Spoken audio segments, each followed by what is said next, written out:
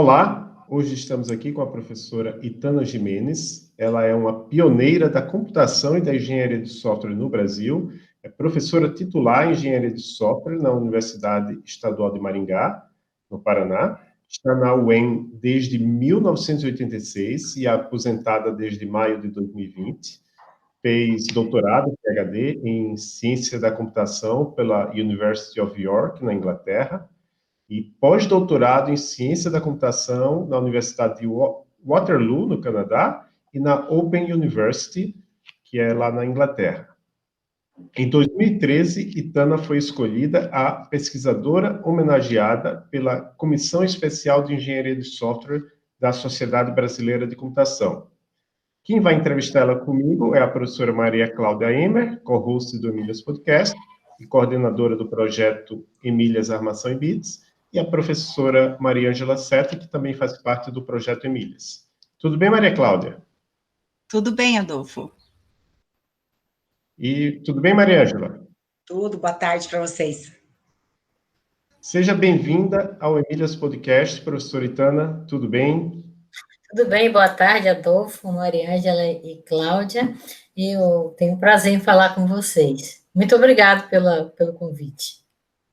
Nós que agradecemos. Então, eu começo fazendo a primeira pergunta. Já que você é uma das pioneiras da computação aqui no Brasil, eu realmente fico muito curioso em saber como é que você se interessou pela área de computação, como é que foi a sua formação na graduação, até a curiosidade se você já conhecia a computação antes de escolher a graduação.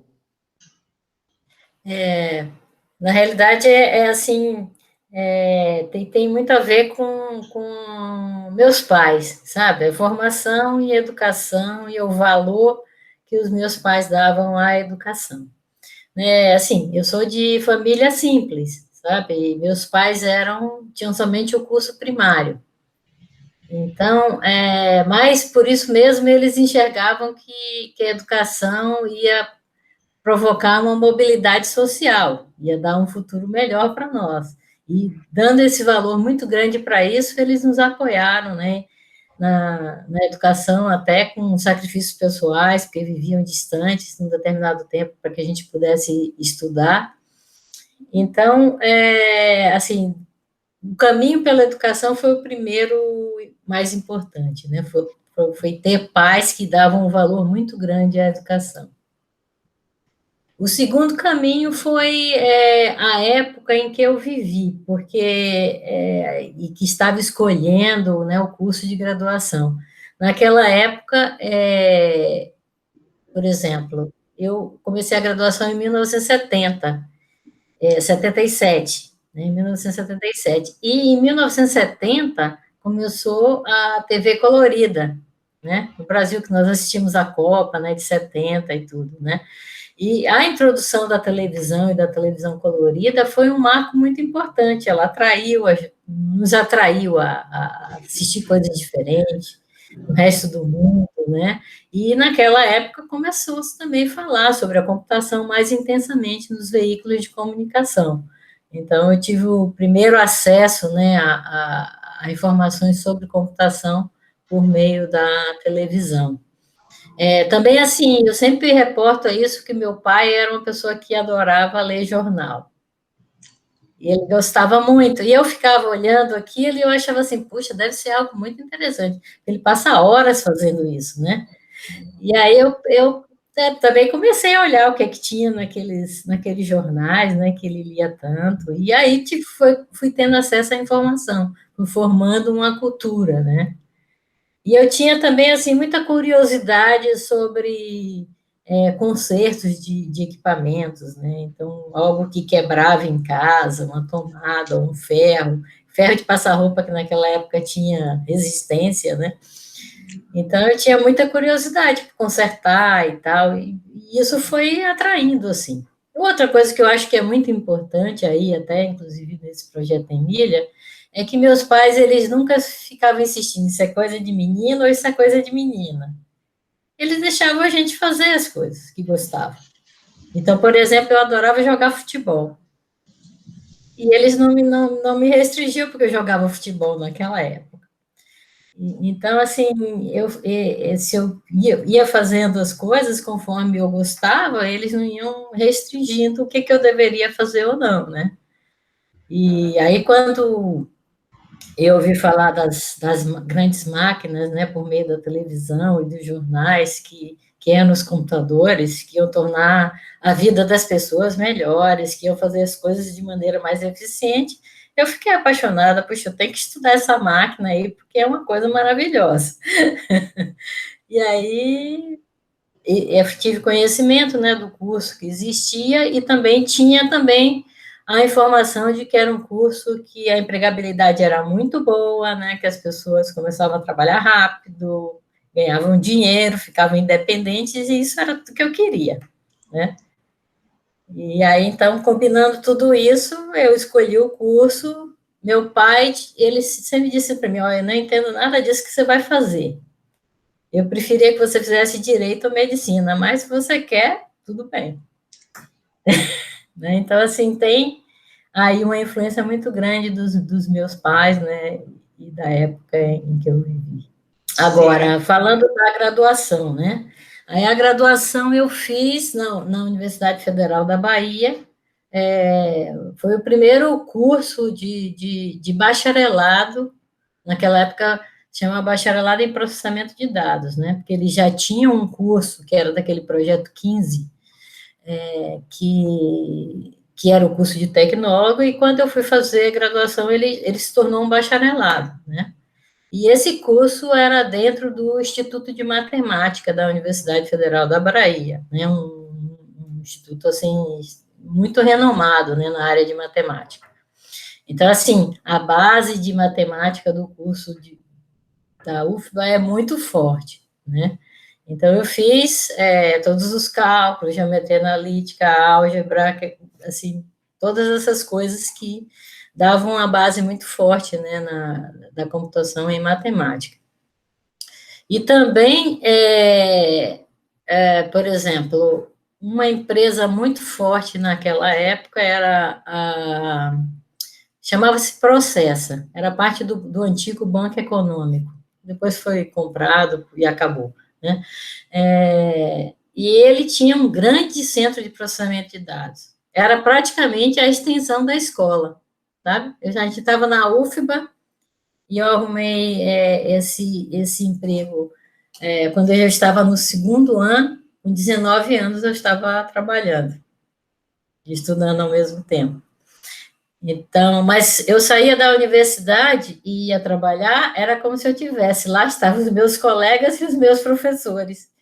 Então, assim, era praticamente, vamos dizer, um centro de pesquisa, né, da Universidade Federal da Bahia. Então, assim, foi muito natural, né, tudo foi acontecendo de forma muito natural. Eu trabalhava e, ao mesmo tempo, estudava, mas era um ambiente, assim, muito... que compartilhava muitas ideias, né? Não havia, assim, uma diferença de tudo que eu estava fazendo no trabalho com o que eu fazia na universidade. E isso foi muito bom, né? E durante a graduação também, uma coisa interessante é que naquela época a gente não tinha livros, né? Não tinha livros de computação específicos, a gente também não falava inglês, nem pensar nisso naquela época, né? Então a gente tinha que se virar muito. Eu lembro que eu tinha um caderno que eu colecionava algoritmos, né? Os algoritmos que apareciam, esse aqui é interessante, eu vou colar, tinha um caderno assim que eu ia fazendo com os algoritmos que eu tinha que estudar, né? Tinha, assim, livros de Fortran, mas era ainda uma linguagem que, em termos de algoritmos, não é como é hoje, né? Era bem diferente, mas era porque a gente tinha, né? Aquele livro do Passiti, né? Inclusive, que tem o prêmio Passiti da Educação da Sociedade Brasileira de Computação. E, assim, a gente estudava, mas tinha uma grande dificuldade, né? Com conhecimento, né? Mas, enfim, a universidade tinha uma boa biblioteca, né? A gente tinha bons recursos de estudo, os professores eram muito bem qualificados, e assim a gente foi fazendo a transição, né, de estudos. Até que veio as escolas de computação, né? as escolas de computação foi um grande marco, né, no Brasil, porque foram publicados os primeiros livros, realmente, de computação, que a gente podia, os livros de algoritmo, de compiladores, né, então, assim, eu me formei em 82, e assim que eu me formei, eu comecei a só trabalhar, né? Porque antes eu trabalhava e estudava. Aí eu me formei e comecei a só trabalhar. Aí ficou chato. Ficou chato, porque só trabalhar era chato. Eu precisava da universidade. Então, aí, passado, assim, um ano que eu estava só trabalhando, aí eu fui fazer mestrado na Unicamp, né? Que foi uma decisão muito boa também, né? Porque ali eu me encontrei novamente na área acadêmica, né, aprendendo, fazendo coisas diferentes, né, e aí que foi que eu realmente resolvi optar pela área acadêmica, né. Mas eu tinha uma conta que eu sempre fazia naquela época, e que eu acho que é bom falar para vocês, assim, eu ganhava como analista de pesquisa operacional, né, na Caraíba Metais, 6 vezes mais que a bolsa de mestrado que eu ia receber. Então, foi, assim, uma aposta de risco, né? Eu deixei algo consolidado, cujo ganho, né, e a vida já estava muito bem definida, para arriscar, né, num mestrado que eu tinha pouco conhecimento do que realmente ia ser o futuro, né? Mas, enfim, eu achava pouco, eu senti bastante diferença, eu senti, né, eu acho que daí eu já tinha o gosto por estudar e só trabalhar não era suficiente. Eu acho que, em termos de graduação, foi mais ou menos essa história, né?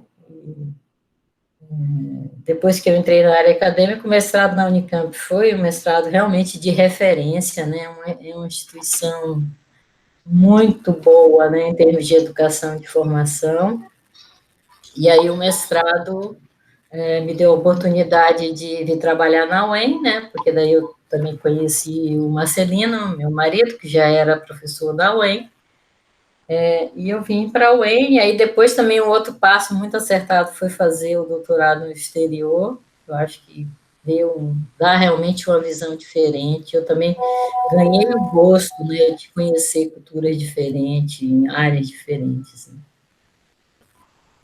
Então, mais ou menos assim é a perspectiva de formação, né? Agora tem aí, talvez, uma história interessante, que é a própria história de construção durante da SBC, né? Que também é muito importante, né? Porque assim que a gente... Isso aí tem mais a ver com o meu retorno do doutorado, né? No retorno do doutorado, eu voltei para a UEM, e aí deu desespero. Deu desespero porque eu não conseguia nem achar uma impressora para imprimir o artigo que era o resultado do meu trabalho. Falei, meu Deus, o que é que eu vou fazer com esse, né, com esse conhecimento, né, e como que eu vou aplicar, né? Porque era muito difícil, né, as questões de recursos, financiamento de projeto de pesquisa, e isso era muito complicado. Mas aí veio um projeto, não sei se vocês tiveram conhecimento do Protem. Lembram alguma coisa? Talvez a Mariana lembre um pouco ali na graduação, né? Lembra que eu convidei o Silvio Meira para dar uma palestra? Né? Isso aí mudou muita coisa, né? Então, assim, veio o Protem, que era uma ideia de fazer projetos em cooperação com várias universidades, e tinha uma exigência que não podia ser só uma universidade grande, eles tinham que misturar as grandes e as pequenas no projeto para poder ter o financiamento. E eu acabei me envolvendo num projeto Protem muito bem sucedido, né? E aí eu conheci pessoas, envolvia a PUC do Rio, né? A Universidade Federal de Pernambuco. O Silvio Meira veio aqui em Maringá fazer uma palestra sobre o programa ProTem, e deu muito incentivo para crescimento, né, do departamento. E aí eu fui também a um simpósio brasileiro de engenharia de software no Rio de Janeiro, naquela época. E, por coincidência, o simpósio brasileiro de engenharia de software ia ser em Curitiba, no próximo ano, né? E aí tinha o Roberto Almeida, né, que participava do Softex em Curitiba naquela época, que era muito forte, né, estava se formando. E aí ele pediu ajuda, porque tinha poucas referências em Curitiba em relação a quem podia participar do comitê de programa, ou quem podia apoiar a organização do evento. O evento foi na PUC do Paraná. E aí, nesse momento, eu me envolvi muito com a comunidade de engenharia de software, né? E aí comecei a participar dos comitês, e aí, em 1998, nós hospedamos o Simpósio Brasileiro de Engenharia de Software, em Maringá, e aí eu fui participando de comissões e mais ações da Sociedade Brasileira de Computação, que fez um papel fundamental, né, no desenvolvimento da computação no Brasil. E se vocês quiserem introduzir aí alguma pergunta, eu continuo falando. Sim. Antes da Itana responder, eu queria dizer que a chegada da Itana do doutorado na UEM, no Departamento de Informática, que é o DIN, né, foi um marco, foi uma verdadeira revolução, né? Primeiro que lá tinha, acho que um professor doutor, a Itana era a segunda, então, para nós, alunos, ter a oportunidade de ter presenciado a chegada dela, foi uma coisa muito bacana, foi um marco realmente para o departamento, né? E essas atividades todas aí que foram encabeçadas por você, elas com certeza fizeram muita diferença na história do departamento, né? Então, a pergunta é se você acha que ainda hoje a questão da matemática e do idioma estrangeiro, do inglês, fazem muita diferença no gosto pela computação, na vontade de fazer o curso e para, de fato, fazer o curso. Bom, uma coisa que era muito boa no passado e que agora não é mais, nem tanto, né? É que as escolas públicas eram muito boas. Então, eu fiz todos os meus estudos na escola pública. Então, assim, essa questão da matemática não era um problema tão grave para as pessoas que entravam na universidade, porque elas tiveram uma boa formação, né, mesmo na escola pública, né? Então, assim, não era nenhum bicho de sete cabeças, né? Então, eu digo que definitivamente a matemática é importante. Só que nós estamos com graves problemas no ensino médio, no momento. Então, para mim, não foi um grande problema fazer a transição, né, do que eu aprendi na escola pública, né, tanto no ensino fundamental e médio, para a universidade, né? Então, na minha turma de graduação, a grande maioria era de escola pública, e não tinha tanta diferença assim. Agora, já é um cenário muito diferente, né? Infelizmente, né? Algo assim que no passado era melhor. Também a gente tem várias explicações, né? Se for pegar aí pela parte dos educadores, eles vão dizer que antigamente quem ia para a universidade era uma família melhor, tinha melhores condições, etc, etc. Né? Era um grupo menor, então tem todas essas coisas que tem que levar em contexto. Mas é fato que a escola pública era melhor. O inglês, definitivamente, né? Eu, lá nas minhas lutas para fazer a graduação, eu percebi que o inglês era importante, né? Porque isso, estando na faculdade, eu não conseguia ler muita coisa, e ao mesmo tempo, fui também fazendo curso de inglês, né? E eu acho que sim, definitivamente a língua é importante, e definitivamente adquirir cultura internacional é importante. Às vezes as pessoas sabem inglês, mas não sabem o que se passa na cultura internacional. né? Então, isso dificulta muito, né? Dificulta muito porque dificulta fazer cooperação com outras universidades internacionais, né? Dificulta a mobilidade internacional de professores e de estudantes, né?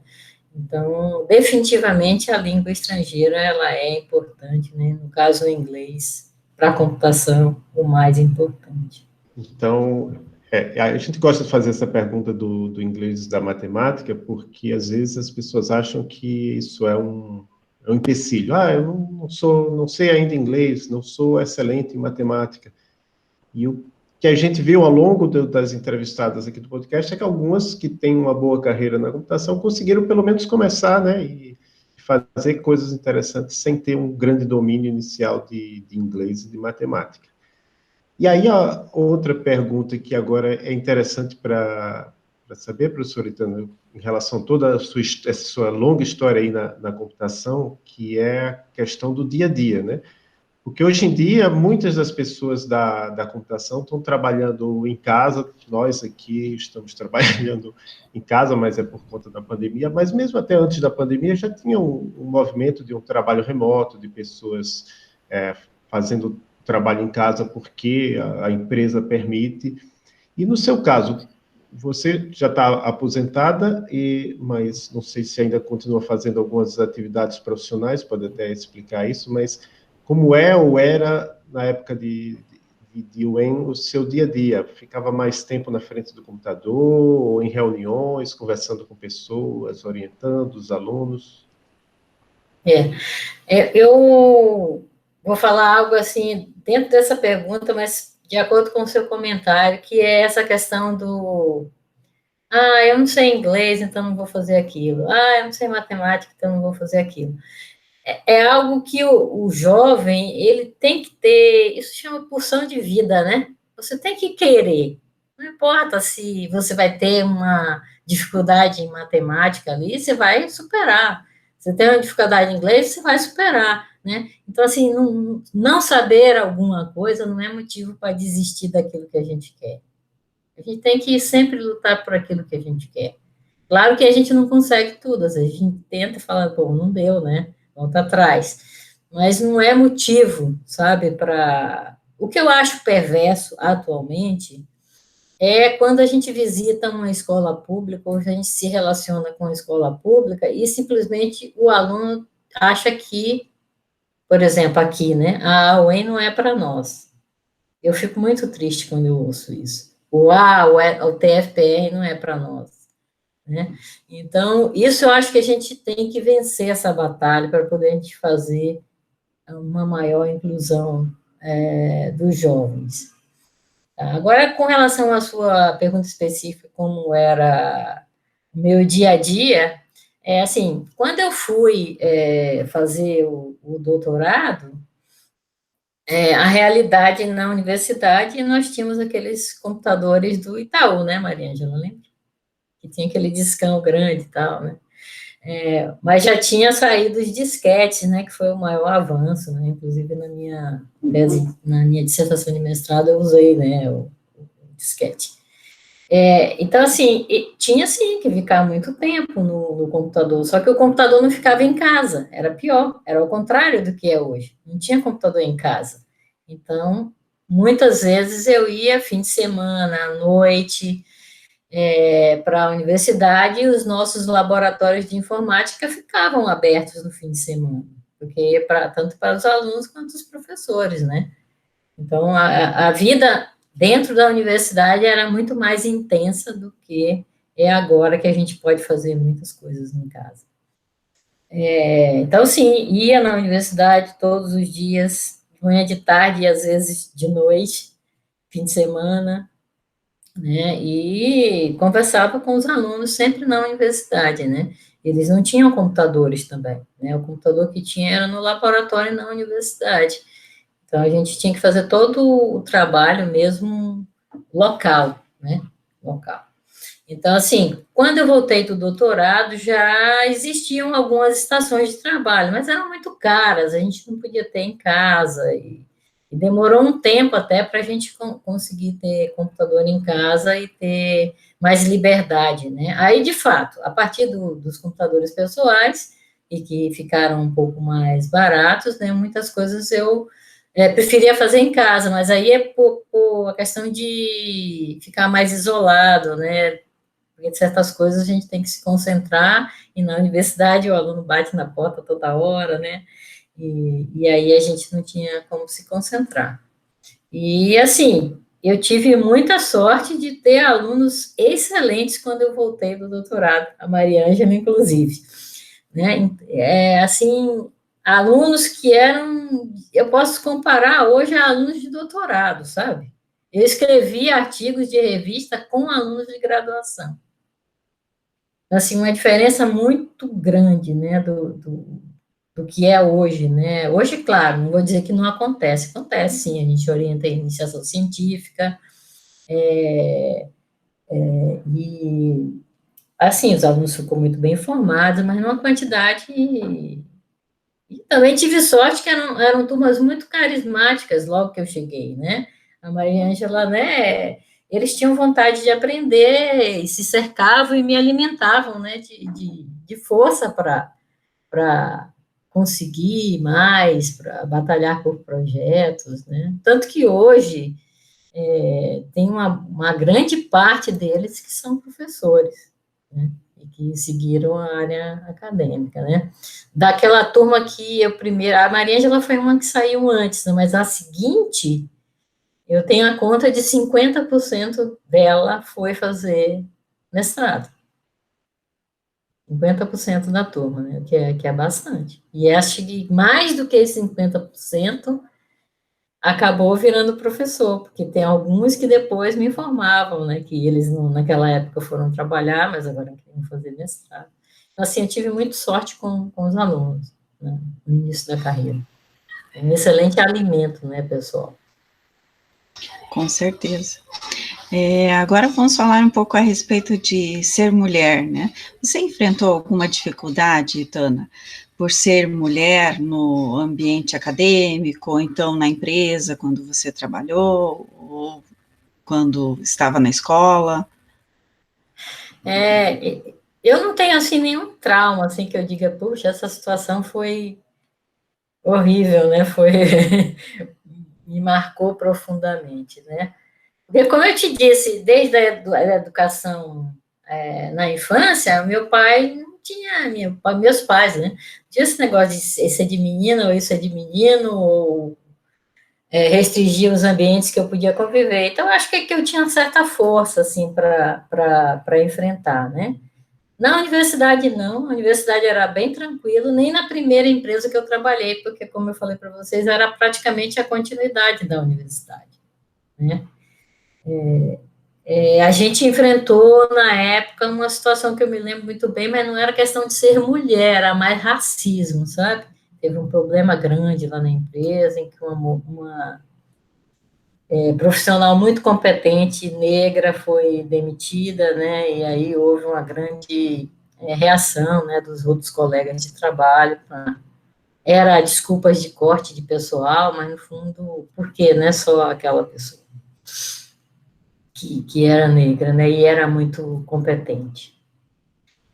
Quando eu fui trabalhar na indústria, né, que foi na Caraíba Metais, logo depois que eu saí da graduação, era uma indústria mesmo, uma planta, sabe, uma planta de indústria que estava começando, e que tinha engenheiros, praticamente, né, e eu trabalhava no departamento de engenharia de produção, cuidando de otimização. Aí foi um ambiente bem diferente, né? Extremamente masculino, né? E aí eu senti, assim, grande diferença. Não que eles impedissem o meu trabalho, mas, assim, eu senti uma diferença muito grande de ambiente, né? Eu lembro um dia, um dos engenheiros falou assim, vamos visitar a planta, né? Vamos visitar a planta. Aí bota, capacete e tal, tudo isso, né? E saímos para visitar a planta. E ele falou para mim assim, agora nós vamos entrar num lugar que você só vai entrar daqui a 20 anos. Porque a planta vai começar a funcionar, era um forno, né? Era um forno de cobre. Então, que ia ser ativado, depois de ser ativado, a gente ia entrar mais lá só na próxima parada. Então, isso envolveu subi uma escada enorme até o topo do forno, eu e os engenheiros, não tinha nenhuma outra mulher junto. E descer depois todas as escadas até o fundo do forno, né? E olhar e tudo, né? Nossa, eu achei fantástico. Talvez ele esteja pensando que eu não ia conseguir ir, mas eu achei uma experiência inesquecível. E aí foi assim, e assim, eu ia almoçar, naquela época tinha as plantas, ainda não estava muito bem estruturada, aí era só homem, né? Nesse lugar era só homem. Não trabalhava, a menos das secretárias, né? Não tinha mulher trabalhando. Mas, enfim, eu fiquei 2 anos trabalhando lá, e assim, não me lembro de nada, eles sempre respeitavam, né? Desafiavam e tudo, e eu tinha um chefe que era uma pessoa fantástica, assim, que dava todo o apoio, né, ao que eu fazia, e foi, né, foi assim, claro, eu acho que tinha problemas, mas não, o fato, assim, de ser excesso de homem, mas não que eles tivessem impedido, ou deixasse que eu fizesse alguma coisa, né. Onde eu senti mais discriminação, e isso é até mais recente, né, é na política universitária. A política universitária ainda é extremamente masculina, né? Apesar de ter muitas mulheres, né? Tem muitas mulheres que participam da administração universitária hoje, né? Mas é difícil. Eu tive muitos cargos na universidade, né? Coordenadora de curso, chefe de departamento, vice-diretora de centro, até chegar na pró-reitoria de extensão. E aí você tem que ser muito mais forte mesmo, porque existe o jogo político, né, e os homens usam, né, o lugar de fala deles para poder se sobrepor, né, às mulheres. Tem uma grande diferença.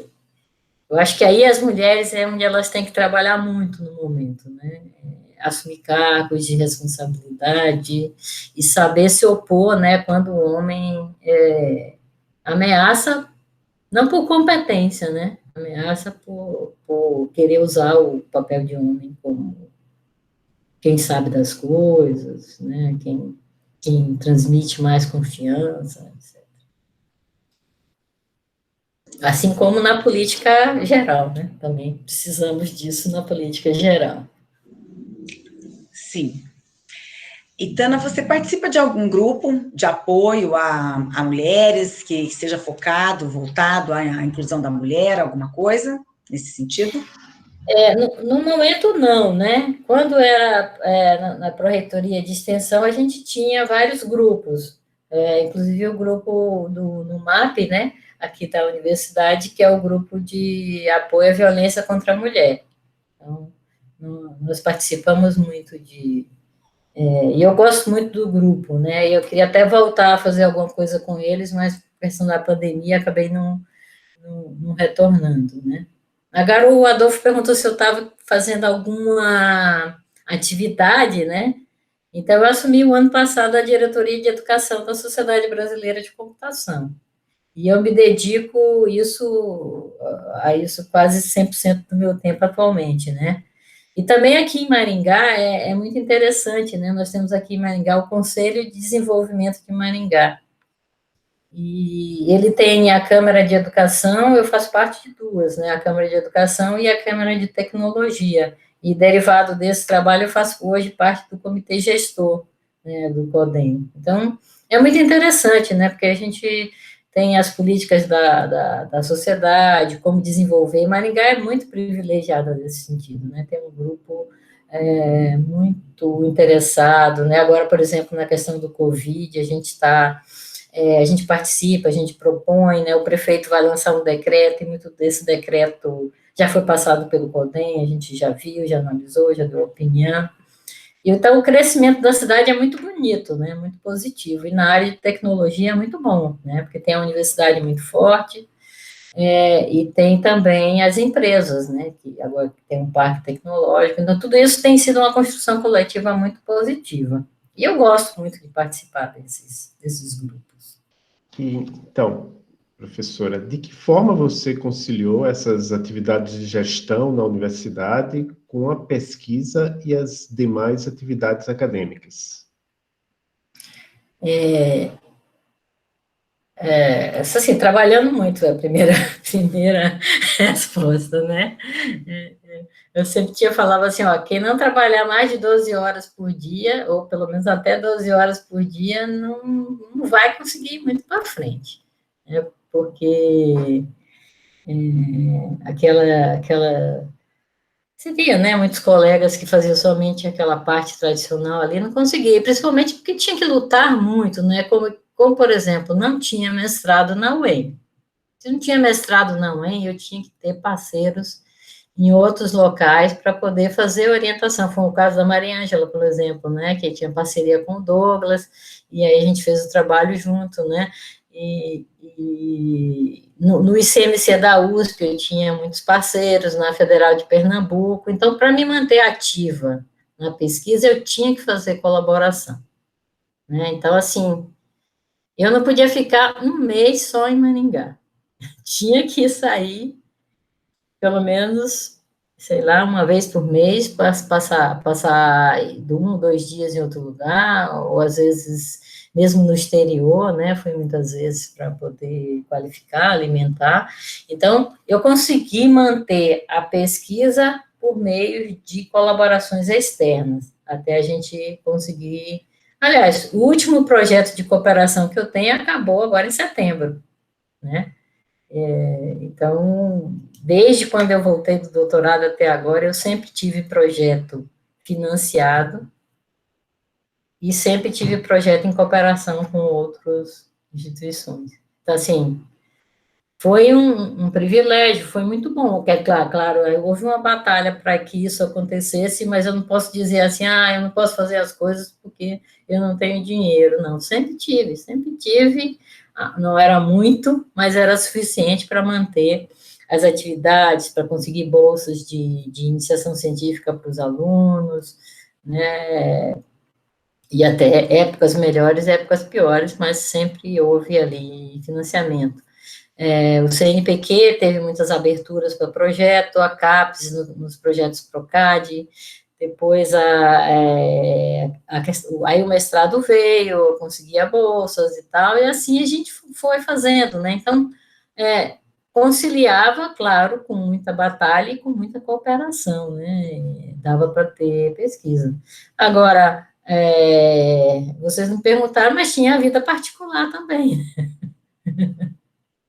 Facilitou muito, porque o meu marido também é da área acadêmica, então tinha aí uma parceria, né? Ele também precisava fazer as coisas que eu e depois aí eu demorei um pouco para ter filhos. Isso aí até fez com que o meu envolvimento na pesquisa fosse um pouco maior no começo, né? Aí depois veio Lívia, né? Então, aí tinha que conciliar, né? Mas eu lembro que ela nasceu, aí 6 meses depois eu já estava em sala de aula. Assim, normal, e a UEM tinha creche, né? Tinha pessoas que me ajudavam, e assim foi. E a gente conseguiu, como família, né? Não impedir nem a minha carreira, nem a do meu marido. Mas é muito trabalho, realmente, muito trabalho mesmo. Com certeza, muito trabalho. E a gente quer saber, você já falou da Comissão de Educação da SBC, né? Mas e como tem sido o seu trabalho à frente dessa comissão? Olha, a diretoria de educação ela é muito interessante. Aliás, era até que, assim, vou dizer, eu tinha um sonho, né, de uma hora ocupar esse cargo, né? A primeira vez que eles me ofereceram, eu estava na pró-reitoria e eu achava que não dava conta de fazer as duas coisas. Então, aí veio essa segunda oportunidade e eu tenho muito prazer em fazer isso, sabe? É muito, assim, dá para usar toda a experiência que eu tive de ensino, de pesquisa, relacionamento com pessoas, né? Então, foi muito prazeroso organizar o WEI, né?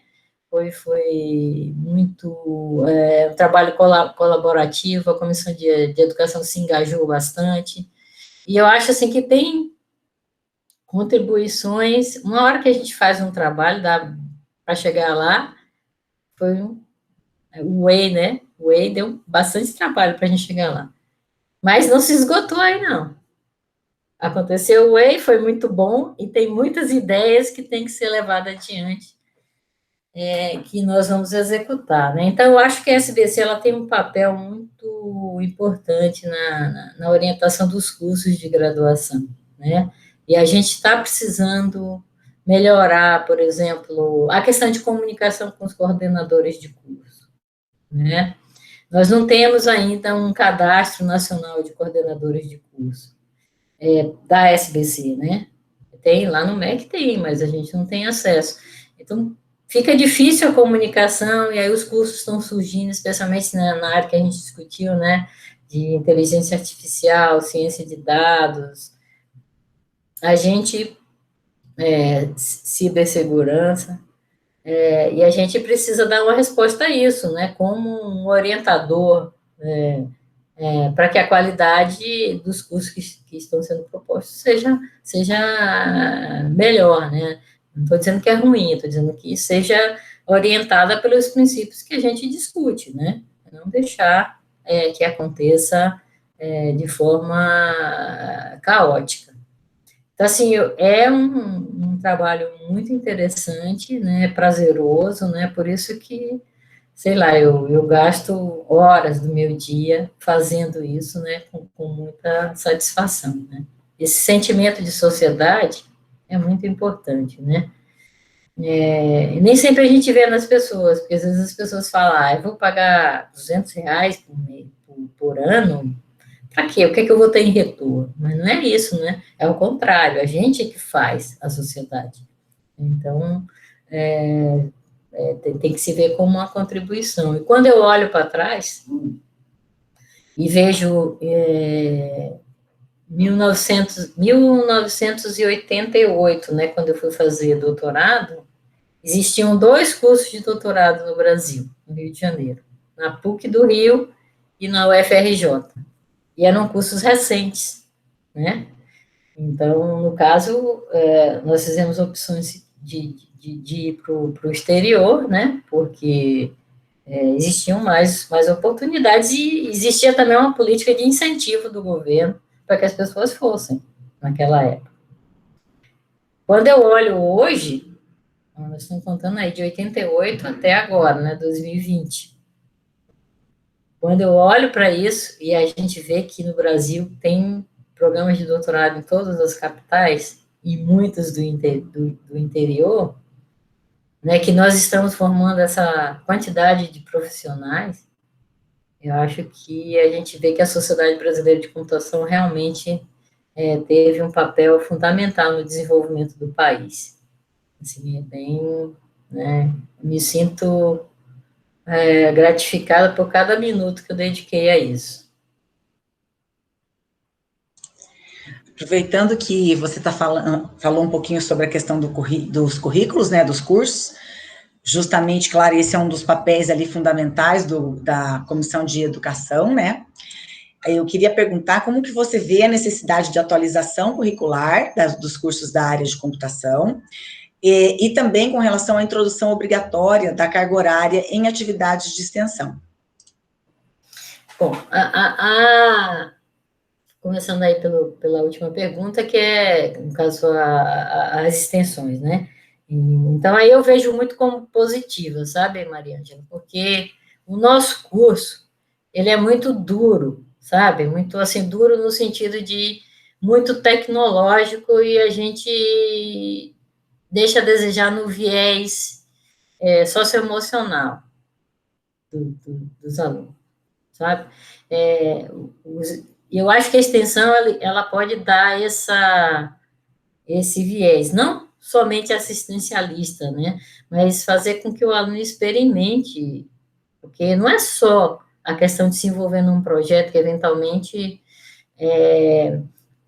de saúde, ou de psicologia, sabe, mas também startups, inovação, tudo isso é extensão. Às vezes as pessoas não veem que extensão tem esse lado também.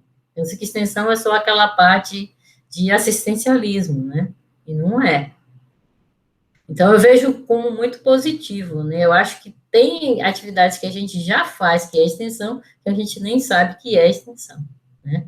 Então, essa obrigatoriedade, ela é muito positiva. E também, a formação do estudante, ela tem que ter esse tripé aí de ensino, pesquisa e extensão.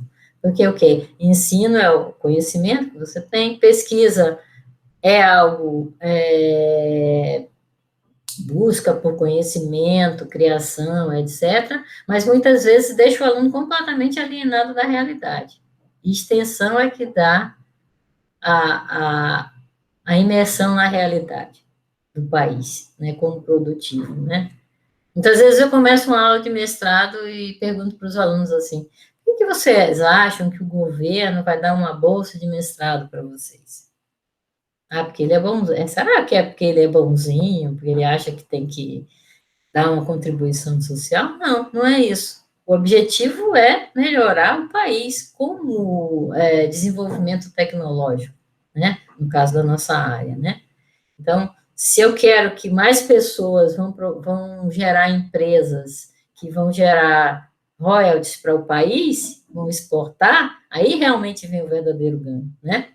E aí o país vai criar alguma coisa que vai vender e o resultado vai voltar, né? A pesquisa, ela tem que fazer esse viés, né? Pesquisa gerar, não é pesquisa por si só, é pesquisa que vai gerar algo que vai melhorar o desenvolvimento do país, vai gerar profissionais melhores, vai gerar empregos de melhor qualidade, né? Tem todo esse caminho aí que muitas vezes o aluno de pós-graduação não enxerga, ele fica lá imerso no artigo que vai produzir, no emprego que vai conseguir depois, e não enxerga por que o país está investindo nisso. E aí tem muita gente que tem uma ideia distorcida do que é ciência, né, do que é a carreira, né. Agora, você perguntou sobre a relação dos cursos, né, nós estamos num desafio agora, porque nós temos aqueles 5 cursos padrões, né, que foram criados na DCN, e agora tem a emergente atualização. Então, isso é um ponto que eu estou provocando a discussão, e que fui provocada pelos pares, claro, né? Em particular, a Comissão de Cibersegurança, a Comissão de Banco de Dados, de Inteligência Artificial, e a gente vê que tem vários cursos já em vários locais, né? E a gente tem que dar uma resposta a isso, né? Então, assim, até no painel, a Ana Oliveira me perguntou, quero saber a sua opinião. Eu falei, a minha opinião é que eu acho que a gente tem que se posicionar, sabe? Porque os referenciais da SBC, eles não são currículos, eles são referenciais de formação. Então, ali você tem uma orientação sobre as competências, sobre o conhecimento que vai ser necessário no curso, mas ele não tem, assim, quais são os componentes curriculares, qual o perfil do egresso, isso aí vai estar no projeto pedagógico do curso, né? Então, nós temos que fornecer algo, não sei ainda, assim, em termos de referenciais ou de recomendações, mas que oriente essas pessoas que estão, essas instituições, né, que estão criando cursos nessas áreas emergentes, né. E outra coisa que a gente não tem muito para fazer, mas eu acho que é um problema, é a questão dos modelos de curso, né. Então, aqui no Brasil, quando a gente escolhe um curso, né, a gente praticamente sacramentou tudo que a gente vai estudar, não tem como mover, né, não tem flexibilidade, né. E já, por exemplo, comparando com os Estados Unidos, a gente tem mais flexibilidade, ou comparando com a Inglaterra, os cursos são mais curtos, aí, portanto, o aluno vai fazer outras coisas depois. Tem que ver como a gente equaciona isso, dentro do modelo que a gente tem imposto, né? Então, como que eu posso, por exemplo, ter uma base, criar trilhas, né, em seguida, né, ou criar cursos específicos de cada coisa. Se você tiver um curso de banco de dados, um curso de ciência de dados, um curso de inteligência artificial, dentro desse modelo fixo, quando o aluno entrar, ele já se condenou a estudar aquilo, o resto da vida, né? E já o modelo de trilhas, ele permite que você tenha alguma flexibilidade. Então, isso é um problema a resolver, né? A resolver. Né? Então, mas eu acho que a gente tem, como Sociedade Brasileira de Computação e Comissão de Educação, ter um posicionamento em relação a isso. Né? Certo, certo. Então, a próxima pergunta, professora Itana, é se alguma mulher te inspirou em sua carreira. Assim, acho que minha mãe, né, a mulher que mais me inspirou na minha carreira, de fato, porque ela também não tinha muito essa coisa de ser mulher e não poder fazer as coisas. Né? Ela era muito decidida, ela discutia com meu pai as coisas em pé de igualdade, né? Então, assim, não tinha muito... Na computação, teve uma pessoa que, assim, foi inspiradora para mim, que foi a professora Cláudia Bauser, né? Quando eu conheci a Cláudia Bauser, ela já estava no final eu já estava no final do mestrado e ela tinha acabado de entrar na Unicamp, mas eu acompanhei aí o desenvolvimento dela durante os tempos, e era também, assim, uma pessoa muito, assim, positiva, decidida, que achava que o fato de ser mulher não tem limite, né, enfrentava todo homem que ela, nas conferências, não tinha medo de nada, né, então, assim, eu acho que, se eu for escolher da computação, eu acho que ela foi a pessoa mais inspiradora, assim, né? Apesar de não ser, assim, muito mais distante de mim, né? Não tem, assim, uma distância tão grande, mas... Quando eu estava fazendo mestrado, ela chegou do doutorado como professora da Unicamp.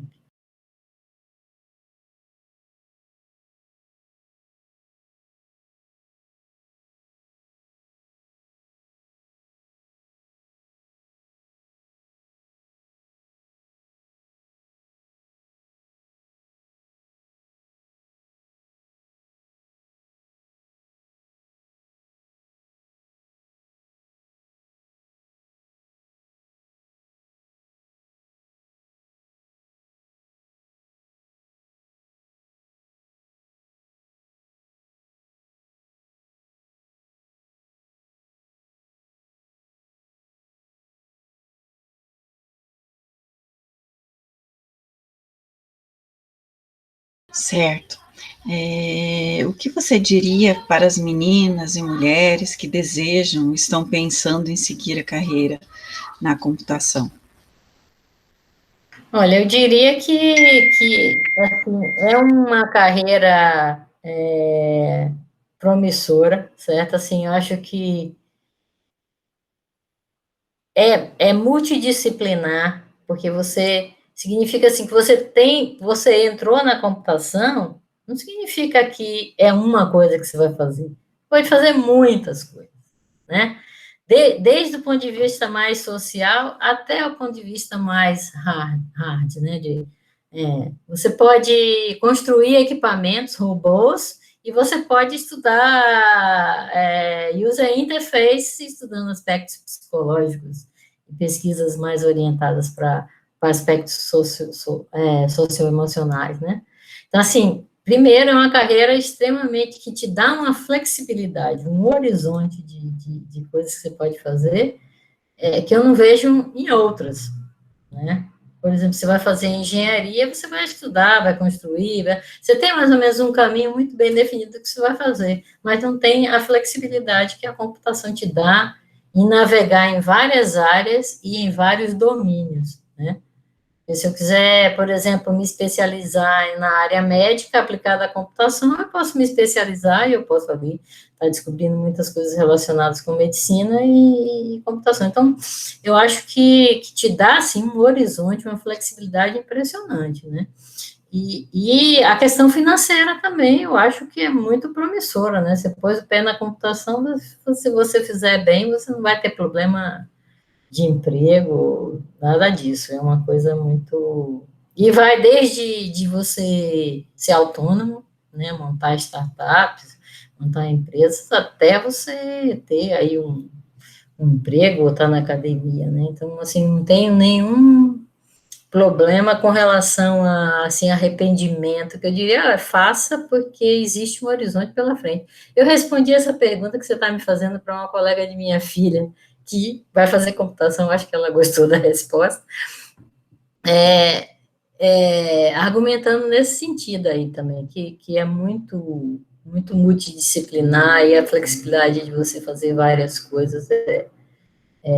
Bom, e a minha filha está fazendo, não computação diretamente, mas, então, ela saiu, foi estudar nos Estados Unidos, o ano passado, né, e numa universidade que tem currículo aberto. Então, ela tinha que fazer uma opção, tinha que argumentar o que é que ela queria fazer, e ela escolheu psicologia e filosofia. Tá? Aí tudo bem, chegou lá, fez várias disciplinas, inclusive computação. Aí ela percebeu que ela gostava era de escrever, né? Então, portanto, o jornalismo, começou a trabalhar num jornal, e que jornalismo misturado com computação era uma ótima ideia. Então, ela está fazendo, lá eles chamam double majors, né? Um major é computação, o outro é jornalismo. Então, assim, eu acho que tem muito horizonte, né, para quem quer estudar computação, e ser mulher não é problema algum, não é problema, muito pelo contrário, é uma vantagem. Agora, eu esqueci de falar para vocês, lá no começo da história, que naquela época que eu fiz computação, 77, né, as mulheres eram muito bem apontadas para a computação, por quê? Porque elas precisavam ser muito organizadas, a gente tinha que programar numa folha de programação. A folha de programação era cheia de quadradinhos, assim, sabe? Você tinha que botar uma letra em cada quadradinho, para que aquilo fosse perfurado. Então, assim, imagina menino fazendo isso, né? Então, as meninas eram muito mais eficientes. E a gente tinha que, por exemplo, fazer diagramas de relatórios, né? Os diagramas de relatórios eram verdadeiras obras artesanais. E a gente tinha que botar em que lugar que ia um número, em que coluna ia uma letra, né? E tudo isso era um trabalho muito pesado. Então, as mulheres eram muito bem cotadas, porque elas faziam isso muito bem feito, né? Então, naquela época que eu fiz, era metade mulher, metade homem, né? Tinha muito mais. Então, não tem barreira. Isso continua sendo a mesma coisa, né? Se você faz um código bem detalhado, a mulher ela tem mais atenção para fazer, executar, olhar o código melhor antes de executar, né? Então, isso aí virou uma carreira masculina, tem várias hipóteses, né? Que isso. A Silvia Bin está fazendo uma pesquisa sobre isso agora. A gente deve, né, como comissão de educação, fazer uma reportagem sobre isso em breve. Legal. Itana, tem algum livro, filme, série, ou podcast, quadrinho, ou qualquer outra coisa nesse sentido, técnica ou não, que você queira indicar para os nossos ouvintes e as nossas ouvintes? Eu gosto muito de filosofia, né? Então, não sei dizer qual livro exatamente de filosofia eu indicaria agora, né? Eu já li vários filósofos, Proust, por exemplo, mas eu acho filosofia muito interessante, né? Então, meu podcast favorito é do Instituto Nova Acrópole, né? Tem a Maria Helena Galvão, que eu aprecio muito, e gosto muito de ouvir as coisas que ela fala. Então, se eu fosse recomendar um podcast, eu recomendaria esse, né? E tem um que eu gosto muito, eu assisto semanalmente, que é o Jornada da Calma. Jornada da Calma, que é da Helena Galante, né? O dessa semana hoje é muito interessante, por exemplo. Então, eu recomendaria livros na área de filosofia, né, e esses podcasts também de Eu acho assim que eu recomendaria também ao jovem de hoje que se envolva na política, que goste, que leia a respeito do que está acontecendo, né? A nossa vida não termina na gente mesmo, né? A gente tem que entender todo o contexto social que está em volta disso, né? Então, eu acho que se isolar, né, ficar só estudando computação, eu acho que não é certo, né? Até que eu acho que, por exemplo, nossos currículos são muito pesados. Nossos currículos não deixam os alunos, quer dizer, deixam muito pouco tempo para os alunos fazerem atividades que são interessantes, né? E que, por exemplo, voluntariado. Voluntariado é muito interessante, a gente tem muito pouco incentivo a isso, né? Até a extensão vai cobrir um pouco desse, desse viés aí que não se faz com os alunos, né? Então, que às vezes a gente pode formar um bom profissional, mas completamente alienado do que se passa politicamente em volta dele, né? Do que é o exercício profissional, e até vai ficar chocado, depois vai ter uma depressão, porque vai cair no mundo, e o mundo é completamente diferente daquilo que ele tinha ali na computação, nos colegas da escola, os professores, né? Então, eu acho que essa organização em volta, quando eu estava na graduação, eu também fazia outras atividades, como eu sou católica, né? Participava de grupos de jovens. Eu acho que tudo isso foi muito importante na formação. Porque aí, nos grupos de jovens, a gente visita comunidades mais pobres, a gente começa a entender, né, o papel social que existe, as diferenças sociais, né? Então, eu acho que o aluno de graduação deveria ser incentivado a se envolver em atividades diferentes, né? Quando eu era pró-reitora de extensão, eu me emocionei muitas vezes visitando comunidades. Tem uma vez que a gente visitou um projeto aqui em Marialva, que era um projeto que eles faziam obturações dentárias, né? Mas assim, sem utilizar, era só a cadeira escolar mesmo, eles conseguiram desenvolver um método lá que eles faziam um acerto sem ter todo aquele aparato odontológico, né? Nossa, eu chorei quando eu vi uma criança com a boca totalmente destruída, sabe? Numa escola assim que não é muito longe daqui. Então, assim, é muito importante que o estudante, né, se envolva, além das recomendações de livro, podcast que você me perguntou, né, eu recomendaria se envolva em projetos sociais, né? Que deem essa consciência do que é o nosso país e o que é o nosso papel na sociedade. Isso é muito importante, né? Como você falou, muitas vezes o jovem que está na graduação, ele acaba se dedicando ao estudo e também ao estágio, né? E isso ocupa 100% praticamente do tempo dele. Não consegue fazer outras atividades que seriam essas mais voltadas para o cunho social, né, de conhecimento da realidade, o que está ali ao redor dele, né, e pensar no futuro também. Acho que é bem importante, pertinente mesmo a sua recomendação.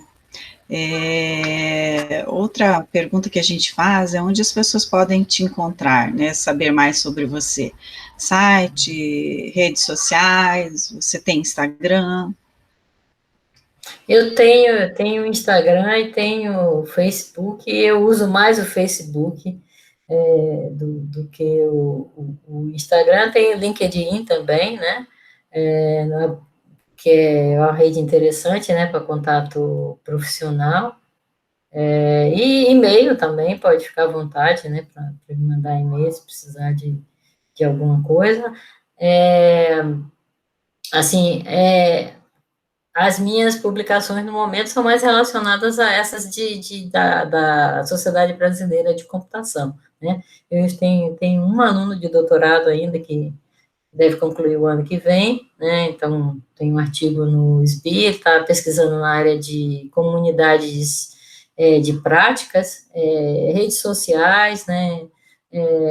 Então, assim, na parte de pesquisa, eu tenho estudado mais esse aspecto mais específico, né? Nós começamos com comunidade de aprendizagem, aí depois evoluímos para redes sociais, porque a gente estuda comunidades de aprendizagem não formais, né? Então, redes como Reddit, comunidades desse tipo, né? E o trabalho dele é bem interessante, o artigo está nos anais do ISB desse ano, né? Então, quem quiser saber um pouco mais sobre o que eu estou fazendo no momento, pode consultar.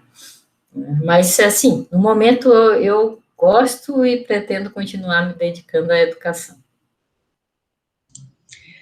Tem alguém que você queira agradecer, mandar um recado, um abraço, alguma coisa? Então, eu quero agradecer muito a UEM, né? A UEM como ambiente, porque foi onde eu tive a oportunidade de me desenvolver como profissional, né, e tive flexibilidade de passar por vários níveis, né, de influenciar nas decisões, e eu acho que aí foi, não posso deixar de agradecer, de dificuldades tive, né, mas se colocar na balança foi muito mais positivo, né. Eu acho que a Unicamp foi, assim, um ambiente também que eu devo agradecer de ter passado, né? Eu me sinto muito feliz. Eu sou muito orgulhosa de dizer que eu fui ex-aluna da Unicamp, né? Foi um lugar que eu passei que fez com que eu tivesse motivação para prosseguir, né? Meu orientador de doutorado, né, John McDermott, ele foi, assim, também um marco, né? Também uma pessoa que dava muita flexibilidade de atuação, cobrava bastante, mas dava muito flexibilidade de atuação. Eu tive uma companheira na época do doutorado, que depois acabamos seguindo, fazendo pesquisa o tempo todo, que é Leonor Barroca, né? Sempre acompanhou, né? Escrevemos muitos trabalhos juntas, né? Então teve uma influência muito grande aí na profissão. Aí, sobretudo, eu queria agradecer aos meus ex-alunos, né? Como você, Maria Ângela, que me acompanharam, né, em toda essa loucura desde o começo, acreditaram que pesquisa era importante e seguiram comigo, né? E hoje eu sou muito feliz em ter me aposentado e deixado na UEM um quadro de professores que é praticamente 100% de ex-alunos. Tem aí, sei lá, vamos dizer assim, uns 10% que é de fora, mas o resto é praticamente ex-alunos da universidade que estão tocando e estão fazendo melhor do que o que eu fiz.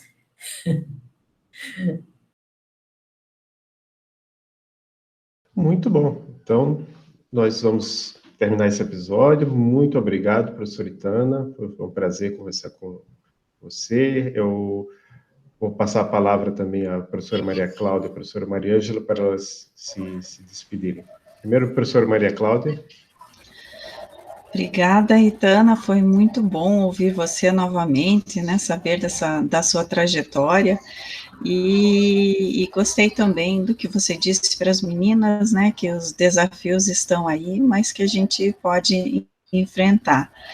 E concordo com você, que às vezes a gente precisa simplesmente ir e fazer, né, não podemos nos sentir como se não fôssemos capazes. A gente tem que ir em frente. Então, muito obrigada por tudo que você disse para nós aqui, e acredito que vai ser bom para as nossas alunas e alunos também. Eu também queria, então, agradecer, né? Agradecer a sua disponibilidade e agradecer toda a diferença que, com certeza, você fez, não só na minha vida, mas de tantos alunos aí que passaram pela sua carreira, né? E colegas. Então, eu acho que, com certeza, ter a oportunidade de ter convivido com você foi um marco aí na vida de todos nós. Obrigada. Obrigada a vocês, foi um prazer falar com vocês, né? Até meio muito emocionante, né? Lembrar de tudo isso. Então, obrigado pela oportunidade. Tchau, tchau. Tchau, tchau.